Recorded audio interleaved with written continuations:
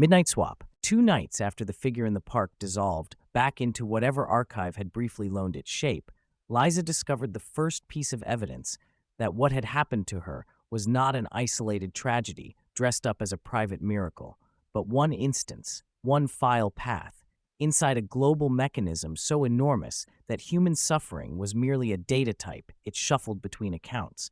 Because at 2:14 a.m., when sleep refused to settle into her bones, and the apartment felt too quiet in the way it always felt after a profound lie had been told and accepted as normal, she found herself scrolling through a thread on a nearly dead forum that should not have existed in her bookmarks, and yet did, as if it had been placed there, the way a notification is placed on a screen, not by accident, but by design.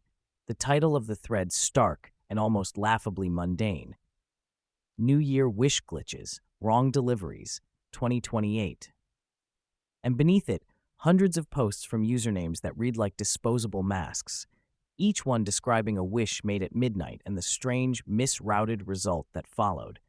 And the longer she read, the more she felt the hairs on her arms lift, as if the air in the room had become electrically charged, because the stories were too specific to be fiction and too consistent to be coincidence. People from different countries and languages reporting the same temporal stamp, 11:50-12 p.m., reporting the same sensation of something shifting in the back of their minds, like a drawer sliding closed, and then reporting outcomes that were not bad luck, but administrative mismatches, the wrong thing applied to the wrong person, as if desire had been queued and processed, and then assigned with an error code no one could see, but everyone could feel.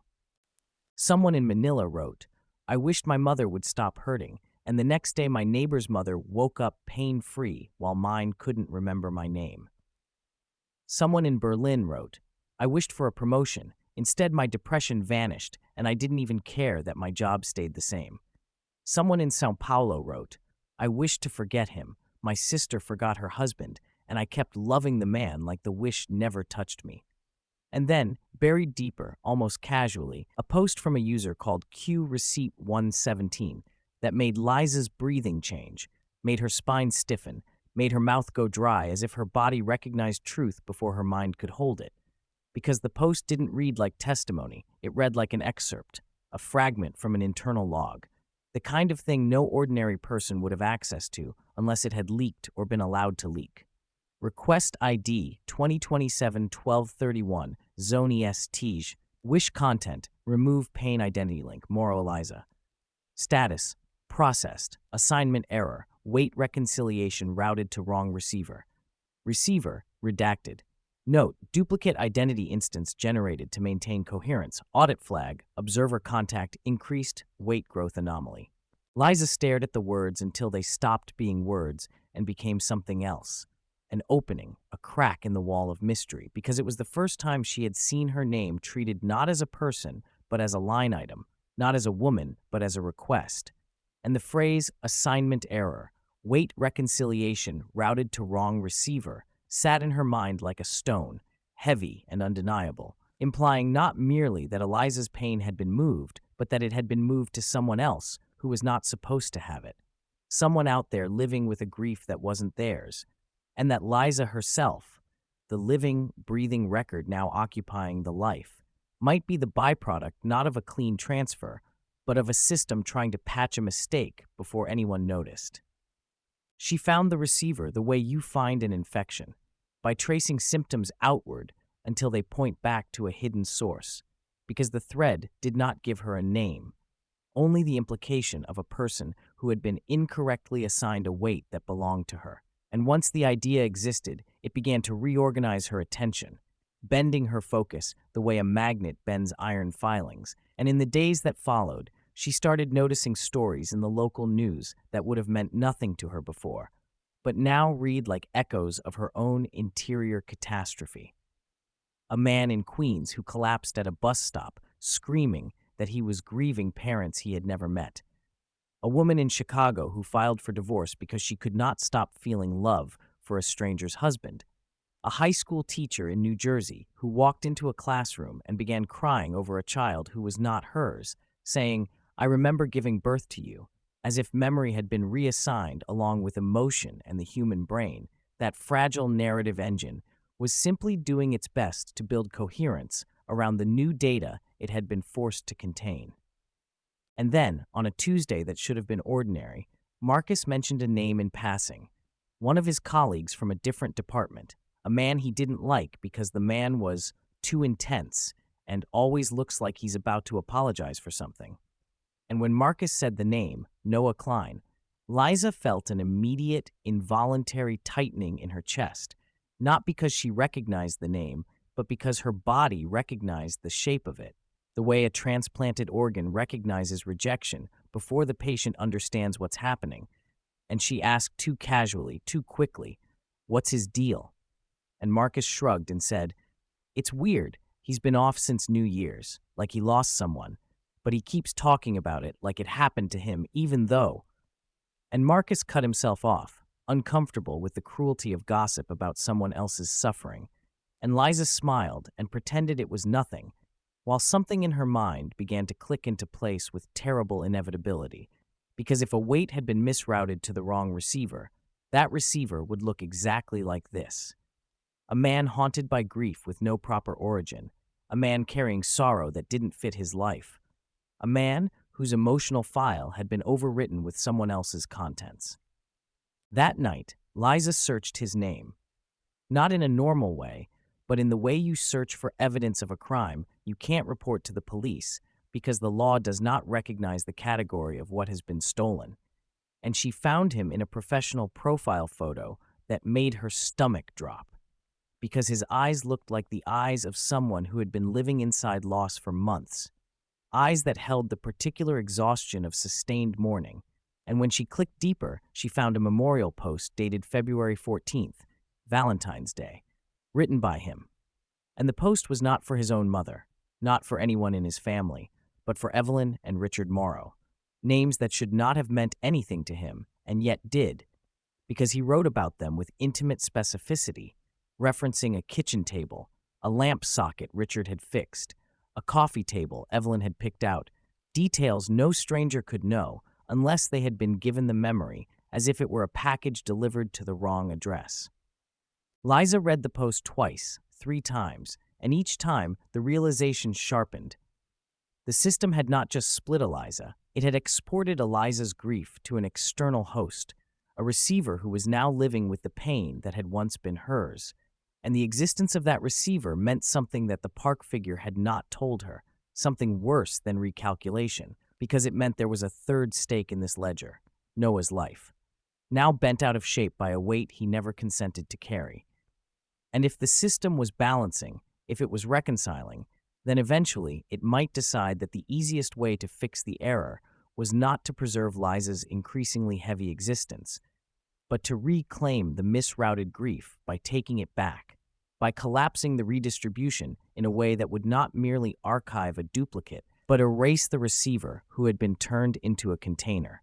She met Noah Klein in the most banal setting imaginable, because the system that governed such things had no taste for theatricality, only for efficiency. And it arranged confrontations the way it arranged filings, quietly, precisely, inside the ordinary containers of daily life where no one expects reality to break. So it happened at a coffee shop near Marcus's office in mid-June, when Liza went there, not because she enjoyed coffee, but because she needed to see the receiver with her own eyes, needed to verify that the grief she carried as inherited identity had a mirror somewhere outside her body. And when Noah walked in, she recognized him instantly, even though she had never met him, because he moved like a man walking under a weight he couldn't name, shoulders slightly hunched as if bracing against invisible pressure, eyes scanning the room with the anxious vigilance of someone who expects to be confronted by a memory at any moment. And when his gaze landed on her, it stopped, froze, tightened, not with attraction or curiosity, but with the shock of recognition that happens when your nervous system sees your own reflection in someone else's face. He approached her table without asking, as if pulled, as if the thread that bound them was not metaphorical, but structural, a filament inside the filing system that had connected their accounts when the misrouting occurred. "I know you," he said, and his voice shook with the effort of keeping it steady, because he was trying to sound sane in a world that had given him evidence that sanity was a fragile agreement rather than a law. "You don't," Liza said, and then corrected herself because the correction mattered. "You shouldn't." He sat anyway. "I have memories," he said, and his hands were trembling around a paper cup. "Memories that don't belong to me. Memories of a woman's parents dying. Memories of a hospital room that smells like bleach and lilacs. Memories of a man's voice saying, 'It's genetic. There was nothing we could do.' And I wake up crying for people I never met. And when I try to tell anyone, they look at me like I'm lying or insane. But then I saw you and I—" He swallowed, his eyes bright with horror. "I felt the grief shift, like it recognized its owner." Liza's breath slowed. She could have denied it, could have performed normalcy, could have protected the illusion, but the thread between them was already humming, already pulling, already demanding reconciliation. "I made a wish," she said. Noah laughed once, sharply, a sound that contained no humor and too much relief, because naming the mechanism, even vaguely, was better than living inside shapeless terror. "So did I." "What did you wish for?" Liza asked, and she heard how sharp her own voice had become, how hungry, because the answer would reveal the shape of the swap, the logic of the misrouting, the ledger entry that bound them. Noah stared at her for a long time, and in that stare she saw the same question she had seen in Marcus's eyes months ago. The question of whether the person in front of him was real or only wearing reality as a disguise. "I wished," he said finally, "that I could feel something again." Liza felt cold bloom under her ribs, because that wish, "I want to feel," was the inverse of Eliza's wish, "take away the pain." And between them, the system had found a balance, had swapped the emotional payloads to satisfy both requests in the most literal administrative way possible. One entity asked for emptiness, one asked for feeling, and the system had delivered feeling by rerouting someone else's grief, that had delivered emptiness by extracting someone else's pain, and in the process it had created a paradox so dense it required duplication, archiving, recalculation, and now, because Liza's weight was growing and Noah's borrowed grief was still active, it was preparing to resolve the contradiction again. Noah leaned forward. "Do you know what's worse?" he whispered. "It's not just grief. It's not just sadness. It's love. There's love in it, too. Love so big it hurts. Love for parents. Love for a husband. Love for a life. And sometimes I wake up and I can't breathe because I miss them like they were mine." His eyes were wet. "And then I saw you and I realized I'm holding something that belongs in your body." Liza's throat tightened. "What happens if the system takes it back?" she asked. Noah's expression changed, subtle, almost imperceptible, into the look of someone who already knows the answer but hates it. "Then I go back to numb," he said. "Back to nothing. Back to the empty year that made me wish for feeling in the first place." He swallowed. "But if the system doesn't take it back, I'll drown in someone else's life until I can't tell which parts are mine." The coffee shop noise swelled around them, spoons clinking, people laughing, the normal soundtrack of a world that had no idea a metaphysical ledger was being reconciled at a table near the window. And Liza understood that the real horror was not the existence of the system, but its neutrality, its bureaucratic refusal to care that its balances were made of human beings. And she realized, with a sudden clarity that felt like a filing stamp hitting paper, that the next midnight, this coming December 31st, would not just be a celebration. It would be an audit. And audits require closures. The summer dissolved into autumn with the particular cruelty of seasons that refuse to pause for human catastrophe, the leaves changing from green to gold to rust, while Liza carried the knowledge of Noah Klein like a second heartbeat inside her chest, a rhythm that did not belong to her, but that she could not stop hearing. And in the months that followed their first meeting at the coffee shop, she found herself drawn back to him again and again, not by attraction or affection, but by the gravitational pull of shared impossibility, two people orbiting the same administrative error, two accounts linked by a transaction that should never have occurred. They met in public places where anonymity was possible, parks where joggers passed without looking, museums where standing together before a painting could be mistaken for coincidence, subway platforms where conversation was swallowed by the noise of arriving trains. And each meeting added another layer to Liza's understanding of what the system had done when it processed two wishes that should never have been paired, because Noah's descriptions of the grief he carried were not merely accurate. They were intimate in ways that made her skin crawl with recognition, as if he had somehow been given access to the private chambers of a soul that no longer existed in its original form. He knew about the lamp that Eliza's father had fixed when the socket broke, the lamp that had sat on the end table in her parents' living room for 30 years, the lamp that appeared in family photographs and childhood memories, and the particular texture of evenings spent reading while her mother cooked dinner in the next room. Noah knew about it, described it with the precision of someone who had held it in his hands, who had felt the slight wobble in the base that Richard Morrow had never quite corrected, who had seen the way the light fell through the yellowed shade and made everything in the room look like it was bathed in honey. He knew about the coffee table, the one Evelyn Morrow had found at an estate sale in the summer of 1987, the one with the scratch on the corner from when Eliza had crashed her tricycle into it at age 4, the one that had supported decades of holiday meals and birthday cakes and quiet evenings and all the unremarkable moments that accumulate into what we call a life. Noah knew about it, could describe the wood grain, could recall the exact sound it made when you set a mug down too hard, could remember the smell of the furniture polish Evelyn used every Sunday morning. He knew things that no one should know unless they had lived them. And the horror of it was not that he was lying, but that he was telling the truth, a truth that had been uploaded into his consciousness like data transferred to a server that was never designed to hold it. And Liza watched him struggle under the weight of her memories, with a mixture of guilt and fascination that she could not untangle, because she was the reason he was suffering, and she was also the only person who could validate that his suffering was real. "The system didn't just give you my grief," she said one afternoon in October, when they were sitting on a bench in Central Park, watching children play in the distance, with the uncomplicated joy of people who had never been administratively redistributed. "It gave you the context, the memories, the meaning. It gave you everything that made the grief make sense." Noah nodded slowly, his eyes fixed on a point somewhere beyond the children, somewhere beyond the park, somewhere in a space that existed only in the filing system's architecture. "That's the worst part," he said.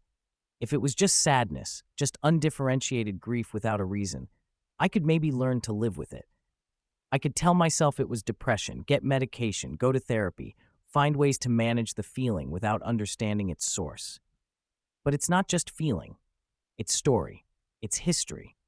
It's a complete narrative that I can access as easily as I access my own childhood, except it's not my childhood, it's someone else's. And every time I remember something new, I lose a little more of myself, because there's only so much space in a brain, and the borrowed memories are taking up room that used to belong to me." Liza felt the weight of his words settle into her like stones dropping into water, each one creating ripples that spread outward through her borrowed consciousness, because she understood exactly what he was describing. The way inherited content displaced original content, the way living inside someone else's emotional architecture gradually eroded the structure of your own. "What do you remember of yourself?" she asked. "From before?" Noah was quiet for a long time, and in that silence Liza heard the answer before he spoke it, heard the emptiness that had made him wish for feeling in the first place, heard the void that had been waiting to be filled with anything at all. "Not much," he finally said. "That's why I made the wish. I spent 34 years feeling like a ghost in my own life, present but not participating, alive but not living. I watched other people experience things, love, anger, joy, grief, and I couldn't understand what they were feeling because I had never felt anything that strongly about anything. I thought I was broken. I thought something was missing. I thought if I could just feel something, anything, I would finally understand what it meant to be human." He turned to look at her, and his eyes were wet with tears that belonged to Eliza's mother, to Eliza's father, to a family he had never met and would never meet, but that he now carried inside him like an organ transplant that his body could not quite accept. "And now I feel everything," he said. "Everything you didn't want. Everything that was too heavy for you to carry. And I still don't understand what it means to be human, because this isn't my humanity. It's yours. Borrowed. Misrouted. Occupying space that should have been filled with my own experiences if I had ever been capable of having any." Liza reached out and took his hand, and the moment their skin touched, she felt something move in the filing system, felt something adjust in the ledger that was always adjusting, always recalculating, always searching for the most efficient way to balance accounts that should never have been opened in the same transaction. "The audit," she said. "December 31st. What happens if the system decides to close our files?" Noah's hand tightened around hers. "I've been thinking about that," he said. "I've been thinking about it every day since we met. And I think the system will do whatever creates the least instability. That's what it's designed for. Not fairness, not justice, not the preservation of individual lives, just stability, balance, the smoothest possible resolution of accounts that have become entangled." "And what's the smoothest resolution?" Noah looked at her with an expression that contained multitudes, grief and fear, and something that might have been acceptance, the particular resignation of someone who has already calculated the odds and found them unfavorable. "I think it depends on weight," he said. "Your weight has been growing. You've been living, feeling, building a life that adds meaning to the identity you inherited. But my weight has been static. I'm not living the grief I was given. I'm just carrying it. It doesn't generate anything new. It doesn't compound. It just sits there, taking up space, waiting to be reclaimed. So the system might take it back, reclaim the grief from you and, what, return it to me? Or archive it, or redistribute it again, or dissolve the receiver entirely because the receiver was never supposed to exist as a container for someone else's emotional content." Noah's voice cracked on the word dissolve, as if saying it made it more real, more imminent, more unavoidable. "I think that's what happens to people like me, people who were never meant to feel and then were given feeling by accident. We become errors, temporary files, and temporary files get deleted when the system runs its cleanup protocols." Liza felt cold spread through her chest, not because she was afraid for herself. Her weight was growing, her existence was accumulating meaning, her file was becoming too dense to simply delete, but because she was beginning to understand that her survival might require Noah's erasure, that the balance she was building might be achieved by removing the receiver who had been caught in the crossfire of her midnight wish. "There has to be another way," she said, and she heard the desperation in her own voice, the borrowed emotion of someone who had learned to feel by inheriting feelings from someone else. "There has to be something we can do to change the calculation, to make your file worth keeping." Noah smiled, and the smile was the saddest thing Liza had ever seen, because it was a smile that had already accepted an outcome while pretending to still have hope. "That's the thing about administrative systems," he said. "They don't negotiate. They don't accept appeals. They process inputs according to predetermined rules and generate outputs that satisfy those rules. You can't argue with a filing system. You can only give it data that changes the calculation. Then, let's give it data. Let's do something that changes your weight, that makes you matter, that gives the system a reason to keep you." "Like what?" Liza thought about this, really thought about it, turning the problem over in her mind the way she had learned to turn problems over since becoming someone who thought rather than just felt, since becoming the version of Liza who had inherited pain and transformed it into something generative. "You said you never felt anything before the wish," she said slowly.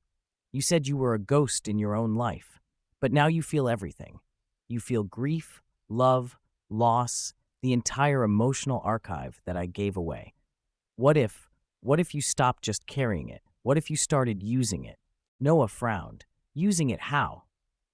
"The way I've been using my inheritance. Not just experiencing the emotions, but letting them transform you, letting them create new connections, new meanings, new weight that belongs to you rather than to me. The grief you're carrying is mine in origin, but it's yours now. It's in your body, your brain, your nervous system. What if you stopped treating it like a burden and started treating it like raw material, like something you could build with instead of just something you had to endure? Noah stared at her, and Liza could see the calculation happening behind his eyes, could see him trying to imagine what it would mean to stop being a container and start being a creator, to stop holding someone else's sorrow and start making something new out of it. "You're asking me to become someone who grieves," he said.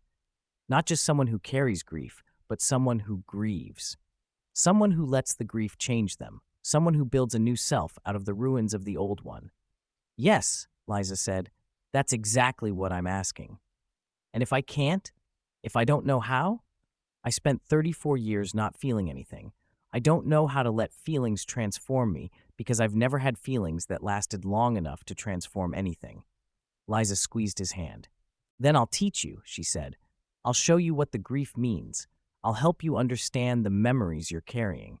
I'll be the context for the content you inherited. And maybe if we work together, if we both build weight, if we both become too heavy to delete, maybe the system will find a different way to balance the ledger, a way that doesn't require either of us to be archived." Noah looked at her for a long moment, and in his eyes, Liza saw something she had not seen before, not just the borrowed grief of her inheritance, but something new, something that belonged to him, something that might have been the first spark of genuine feeling he had ever experienced on his own. "Why would you do this?" he asked. "Why would you help me survive when my survival might complicate yours, when the system might decide that two heavy files are harder to balance than one?" Liza thought about this question, really thought about it, because she knew that the answer mattered, that it would add weight to her file in ways that the system would register and record. Because the version of me that made the wish, the original Eliza, she was someone who cared about other people, Liza said. She was someone who felt responsible for the suffering she caused, even when she didn't mean to cause it. I inherited her capacity to feel, but I also inherited her values, her sense of what matters, her understanding that being human means being connected to other humans, even when those connections are painful, especially when they're painful. She paused, feeling the weight of her own words accumulating in the ledger. "If I let you be erased to save myself," she continued, "I would be doing the same thing the original Eliza did.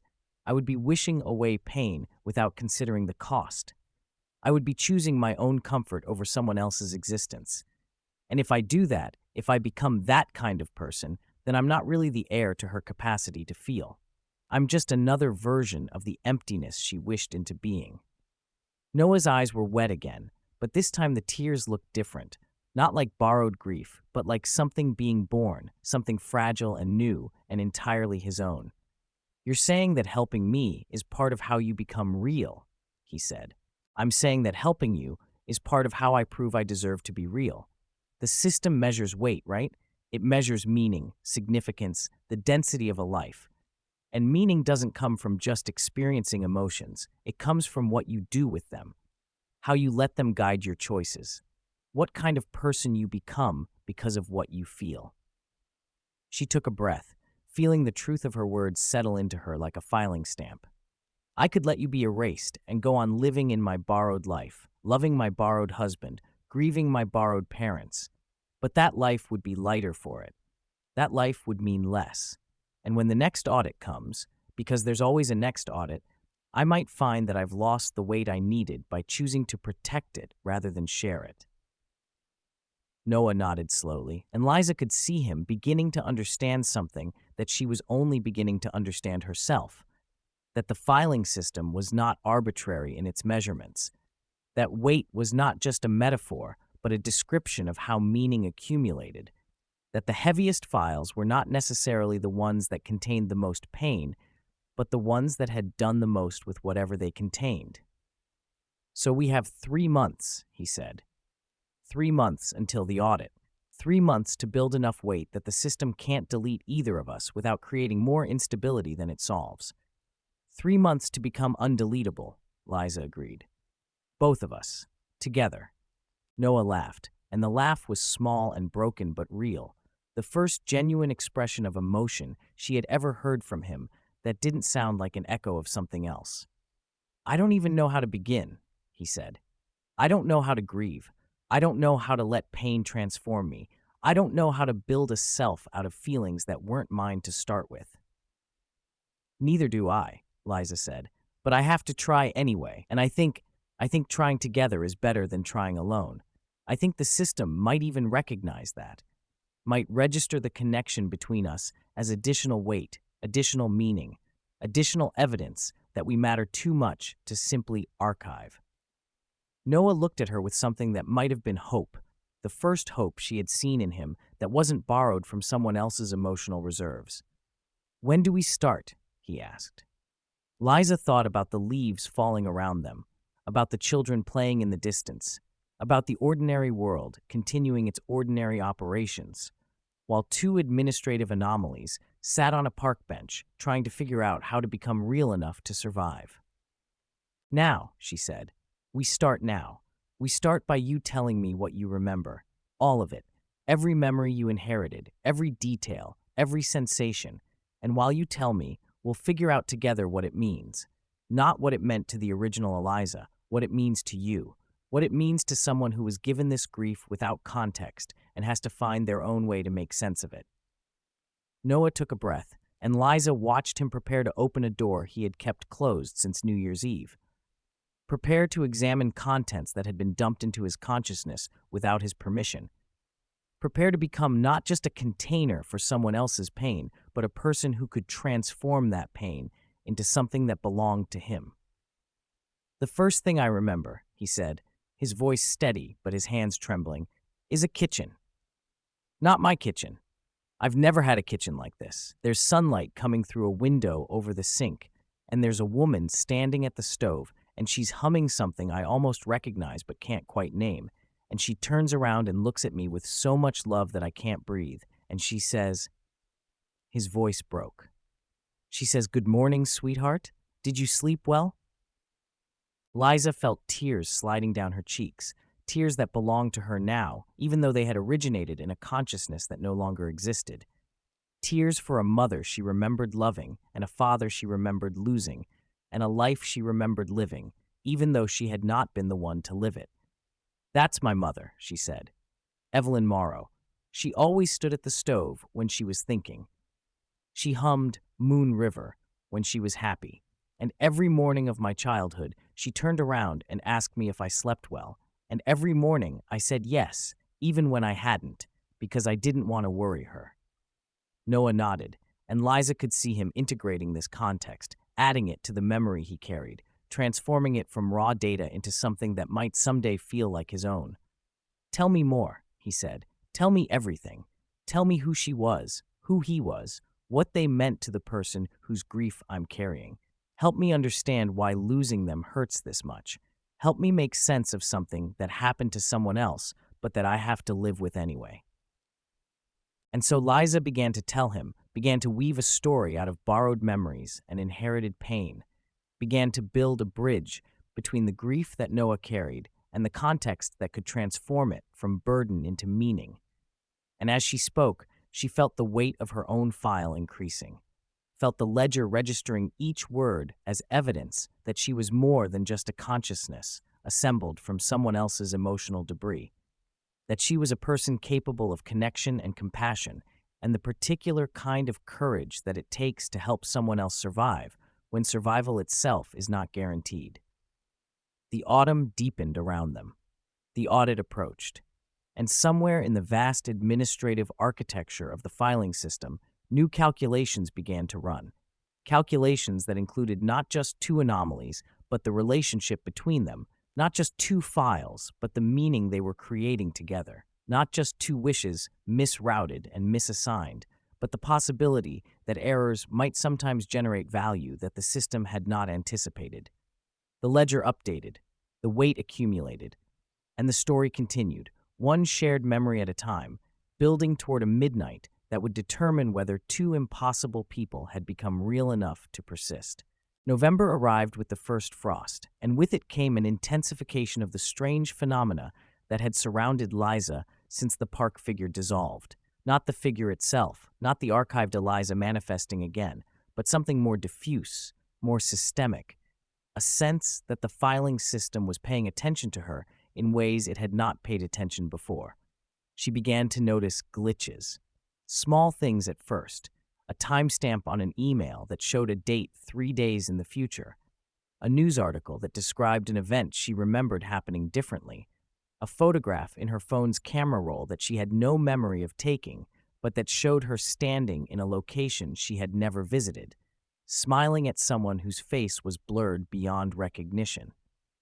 She mentioned the glitches to Marcus one evening, trying to sound casual, trying to frame them as technological hiccups rather than evidence of something more fundamental, and his response chilled her in ways she had not anticipated. "Oh, that's been happening to everyone," he said, not looking up from the document he was reviewing.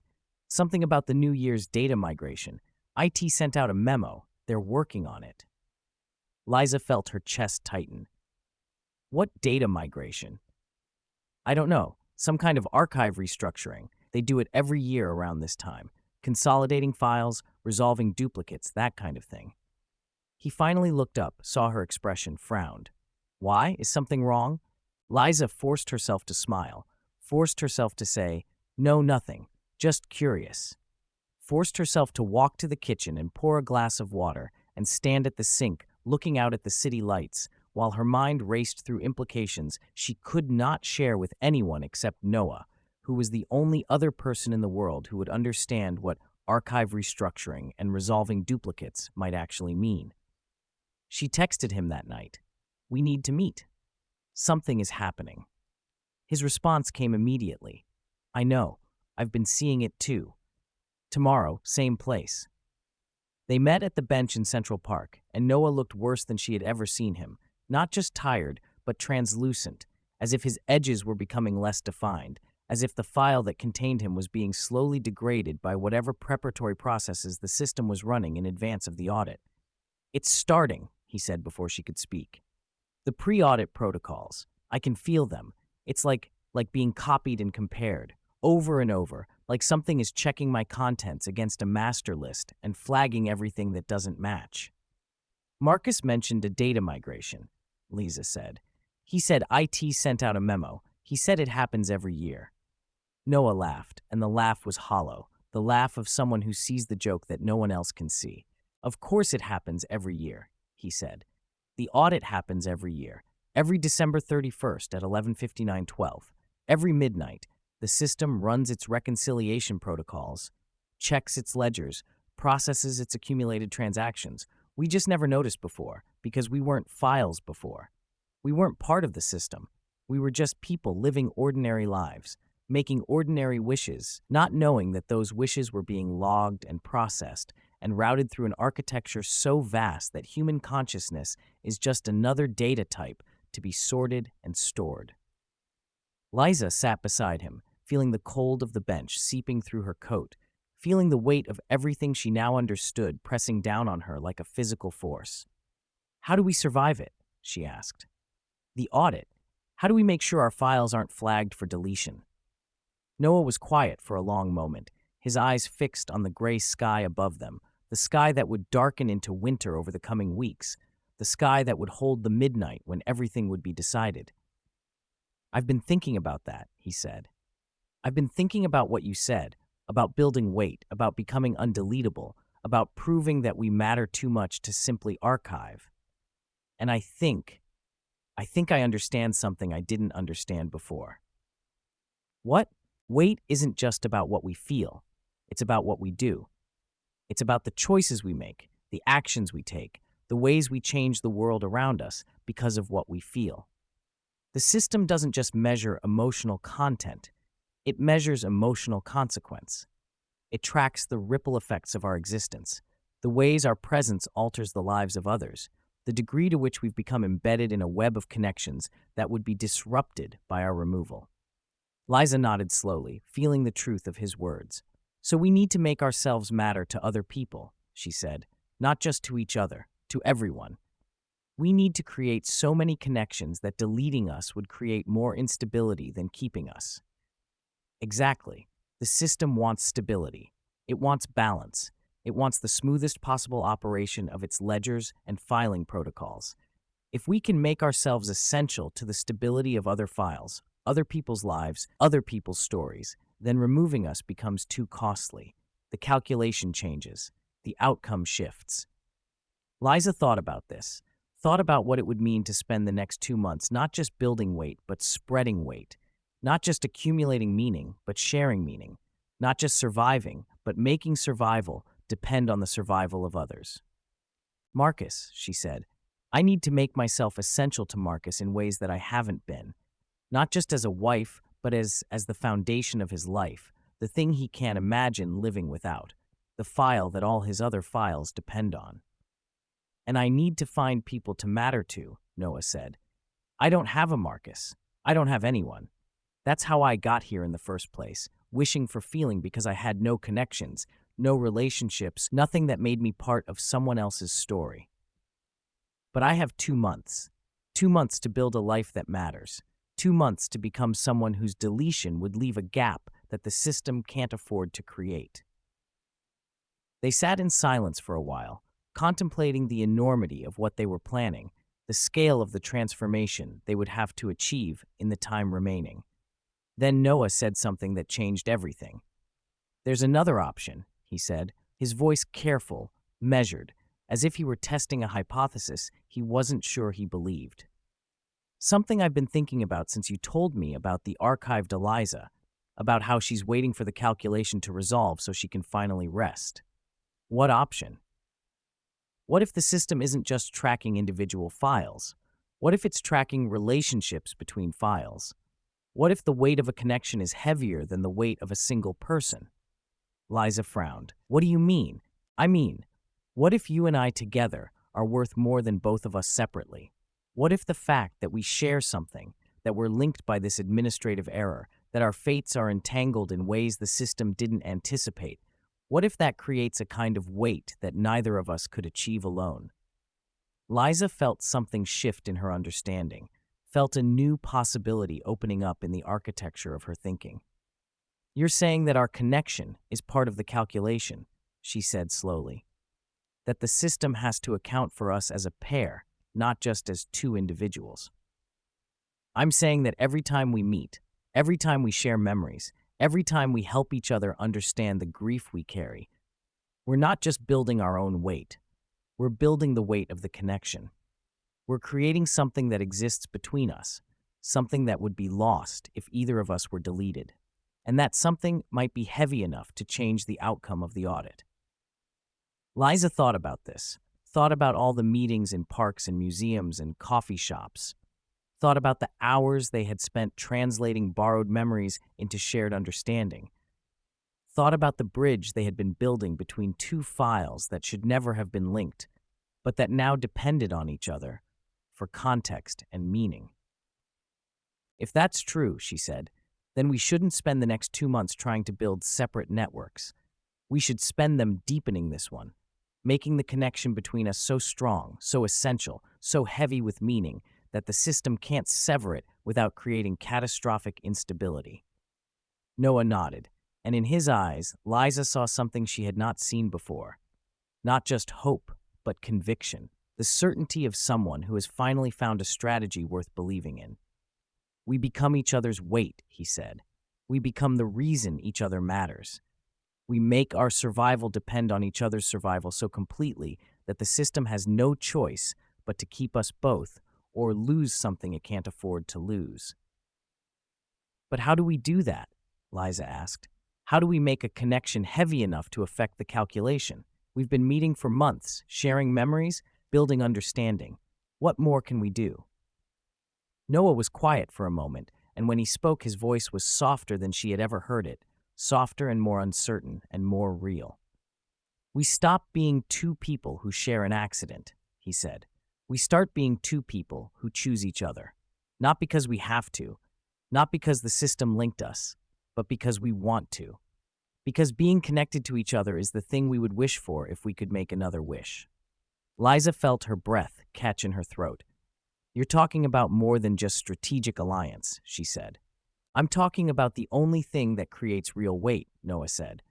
The only thing the system can't fake or simulate or manufacture. The thing that makes a file matter more than its contents.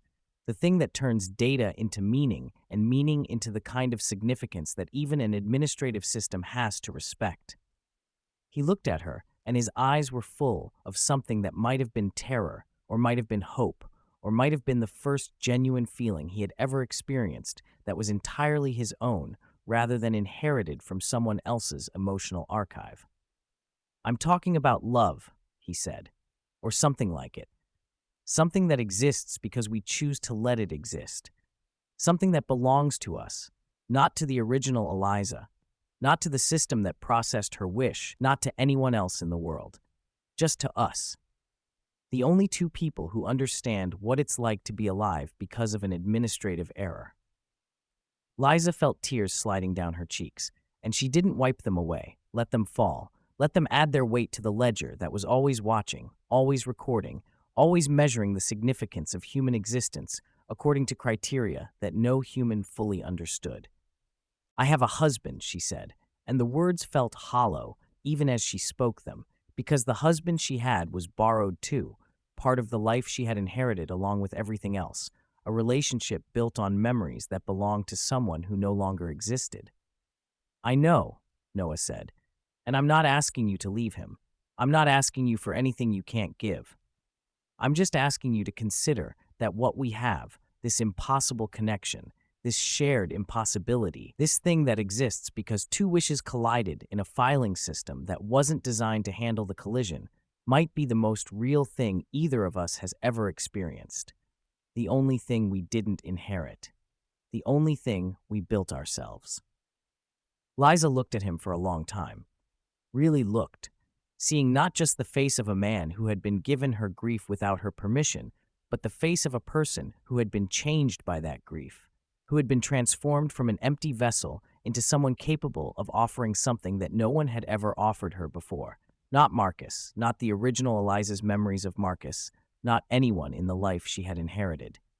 Understanding, recognition, the particular intimacy that came from being impossible together. What would it look like, she asked, choosing each other, building weight together, making ourselves essential to each other in ways the system can't ignore? Noah smiled, and the smile was fragile but genuine, the smile of someone who had finally found a reason to hope. "I don't know," he said. "I've never done this before. I've never felt anything strongly enough to know how to hold on to it. But I think it starts with this, with sitting here, telling the truth, admitting that we need each other, admitting that surviving alone isn't enough anymore, admitting that whatever we are to each other, whatever we might become, is the thing worth fighting for." Liza reached out and took his hand again, and this time she didn't let go, held on as the cold deepened and the light faded, and the ordinary world continued its ordinary operations around two people who were trying to become real enough to survive by becoming essential to each other. "Then let's fight for it," she said. "Whatever it is, whatever it costs, let's build something so heavy that even the system can't afford to lose it." Noah's hand tightened around hers. "Whatever it costs," he agreed. And somewhere in the filing system's vast architecture, a new calculation began to run, a calculation that accounted not just for two individual files, but for the connection between them, the weight of a relationship built on shared impossibility, the significance of two errors who had chosen to become essential to each other rather than remain isolated anomalies waiting to be resolved. The ledger updated. The audit approached, and the midnight that would determine everything drew closer with each passing day, each passing hour, each moment that Liza and Noah spent building the only kind of weight that might be heavy enough to save them both. The December arrived with the first snow of the season, and with it came a deepening of the glitches that had begun in November. Not just timestamps and photographs anymore, but something more fundamental, a sense that reality itself was being pre-processed for the audit, that the filing system was running diagnostics on every file in its jurisdiction and flagging anomalies for review. Liza began to experience moments of doubling, instants when she would look in a mirror and see not just herself but a shadow of herself standing slightly behind her, a translucent version that might have been the archived Liza, or might have been some other manifestation of her administrative complexity. Watching her with eyes that held no expression, because archives were not capable of expression, only storage. Noah reported similar experiences, moments when he would reach for something and feel a second hand reaching alongside his own, a ghost limb that belonged to the grief he carried rather than to his own body, a physical reminder that he was not just a person, but a container for something that did not entirely fit. They spent more time together as the month progressed, building the weight of their connection with every meeting, every conversation, every shared memory and mutual understanding. But they also knew that building weight alone might not be enough, that the audit would examine not just the quantity of their significance, but the quality, the authenticity, the degree to which their files reflected genuine existence rather than accumulated data. On December 15th, Liza did something she had not anticipated doing, something that felt like a betrayal of the life she had inherited and a creation of the life she was building, a choice that would change her weight in ways she could not predict. She told Marcus about Noah. Not everything, not the wishes or the filing system or the administrative architecture of reality that she now understood governed every aspect of human existence. She told him the version of the truth that he could accept, the version that fit within the categories his mind was capable of processing. She told him that she had met someone who understood her grief in ways that no one else did. She told him that this person had lost their own parents recently and that they had been supporting each other through the mourning process. She told him that the connection was important to her, essential to her, something she needed in order to survive the pain she still carried, despite appearing to have healed. Marcus listened, and his expression shifted through several configurations: confusion, concern, something that might have been jealousy, and finally a settling into acceptance that surprised Liza, that added weight to her understanding of who he was and what their marriage might become. "I've known something was different," he said when she finished. "Ever since New Year's, you came back, but you came back changed. Not worse, maybe even better in some ways, but different. And I've been waiting for you to explain, waiting for you to tell me what happened, waiting for you to let me in." Liza felt tears sliding down her cheeks again. More tears, always more tears, the product of an emotional capacity that seemed to grow the more she used it. "I couldn't explain before," she said. "I didn't understand it myself. I'm still not sure I understand it. But this person, Noah, he's become part of how I process what I've lost. Part of how I make sense of the grief that feels too big to carry alone. And I need you to be okay with that.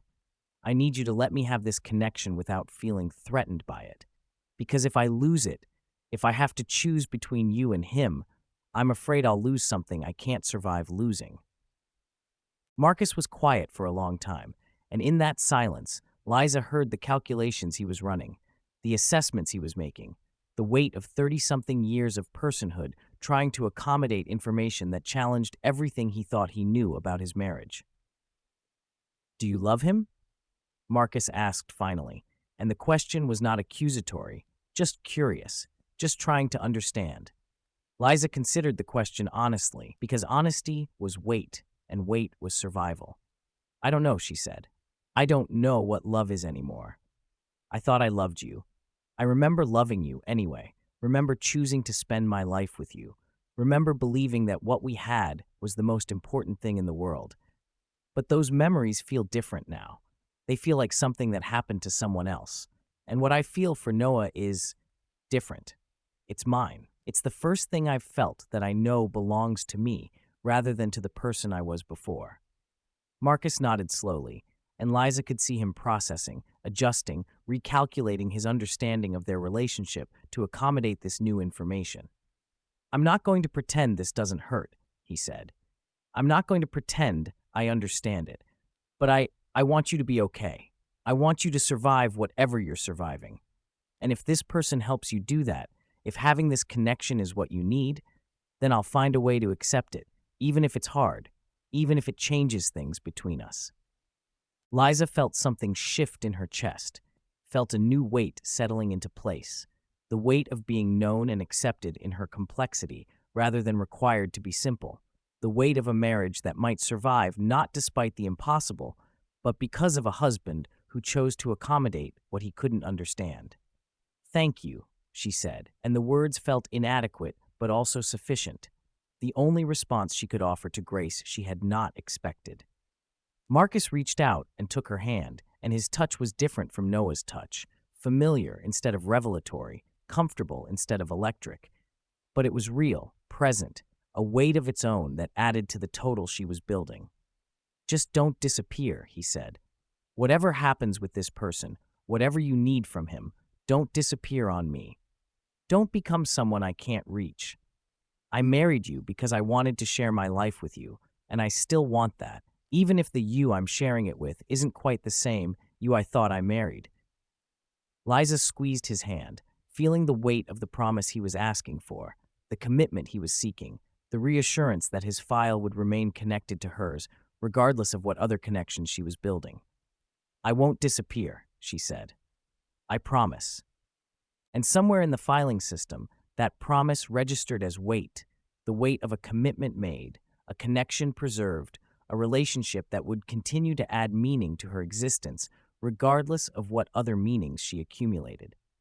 The ledger updated, the audit approached, and Liza carried one more weight into the final days of the year. One more significance that would be measured when midnight arrived, and the system ran its calculations and determined which files would persist and which would be archived. December 31st arrived with the particular stillness that precedes significant events, the kind of stillness that happens when the world seems to hold its breath, waiting for something that it cannot see but can feel approaching, like weather on the horizon.